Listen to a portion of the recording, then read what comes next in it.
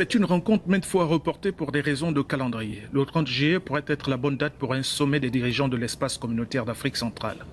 Réunis en visioconférence à Libreville, les chefs de la diplomatie sous-régionale et leurs homologues de la santé et des finances des 11 États membres de la CAC viennent de statuer sur les ratifications du traité au cœur de la réforme institutionnelle. À ce stade, il y a 5 pays qui ont ratifié le traité révisé de la communauté.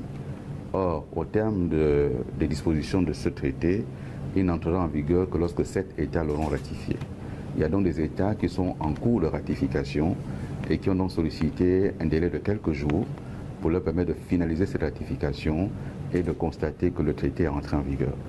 Il ressort de cette réunion de Libreville que l'atteinte du seuil requis de cette ratification du traité révisé pour son entrée en vigueur et l'apurement de 40% des arriérés des contributions au financement de la communauté, l'organisation de la conférence des chefs d'État demeure parmi les priorités. La décision a été prise de ramener cela à 40% uniquement de ce qui a été dû. Les pays connaissent des difficultés, traversent des moments de crise, il y a une crise économique sérieuse qui a été aggravée avec la crise du Covid-19, mais quand même des efforts sont faits pour que les États s'acquittent de leurs engagements auprès de la communauté.